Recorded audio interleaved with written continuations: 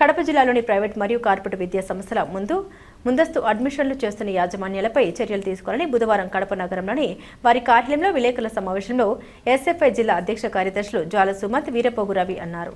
ఈరోజు కడప జిల్లాలోని అడ్మిషన్ల పేరుతో కార్పొరేట్ మరియు ప్రైవేట్ విద్యా సంస్థల విచ్చలవిడిగా ఈరోజు ముందస్తు అడ్మిషన్లు ప్రారంభించడం జరిగింది. దీన్ని మేము భారతీయ విద్యార్థి ఫెడరేషన్ కడప జిల్లా కమిటీ తరపు పక్షాన తీవ్రంగా ఖండిస్తున్నాం.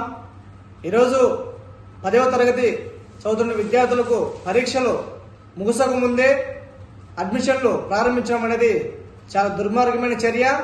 దీన్ని వెంటనే జిల్లా విద్యాశాఖ అధికారులు, జిల్లా కలెక్టర్ గారు మరియు జూనియర్ కళాశాలకు సంబంధించినటువంటి ఆర్జేడీ కానివచ్చు, ఆర్ఐఓఆర్ కానివచ్చు వెంటనే స్పందించి వారిపైన చర్యలు తీసుకోవాలని చెప్పేసి మేము డిమాండ్ చేస్తున్నాం. లేని పక్షంలో స్వయంగా మేమే ఎవరైతే కడప నగరంలో కానివచ్చు జిల్లా వ్యాప్తంగా వారి యొక్క బ్యానర్లు వేసుకొని ముందస్తు అడ్మిషన్లు చేస్తూ విద్యార్థుల వారి యొక్క తల్లిదండ్రుల రక్తం పీడిస్తూ ఫీజులు వసూలు చేస్తున్న విద్యా సంస్థలపై వెంటనే చర్యలు తీసుకోవాలని చెప్పేసి మేము డిమాండ్ చేస్తున్నాం. లేని పక్షంలో స్వయంగా మేమే వెళ్ళి వారు వేసేటువంటి బ్యానర్లు కానివచ్చు, వారు పంచేటువంటి కరపత్రాలు కానివచ్చు అడ్డుకుంటామని చెప్పేసి మేము చెప్పబోతున్నాం. ఇదే విధంగా ఇప్పటికైనా కూడా విద్యాశాఖ నిద్రమంతులు లేచి స్పందించాలని చెప్పేసి మేము చెప్పబోతున్నాం. వీరపోగు రవి, ఎస్ఎఫ్ఐ జిల్లా ప్రధాన కార్యదర్శి.